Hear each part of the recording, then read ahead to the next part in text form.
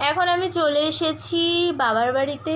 আর এসে খাওয়া দাওয়া কমপ্লিট হয়ে গেছে। মামাম গেছে ও দিদুনের সাথে, মানে বাবাদের গরমের চাষ হয়েছে তো সেখানেই গেছে দেখতে। তোমাদের পরে দেখাবো অন্য ভিডিওতে যে কীরকম কি হয়েছে চাষ, কতটা জায়গা নিয়ে। আর এসে যেটা মানে কি বলবো, আমার মায়ের হাতের রান্না কতদিন পরে খেয়েছি, সেই স্বাদ।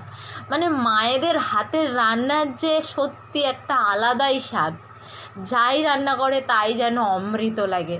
মা আজকে রান্না করেছিল একটা পালং শাক দিয়ে মাছের মাথা দিয়ে চচ্চড়ি,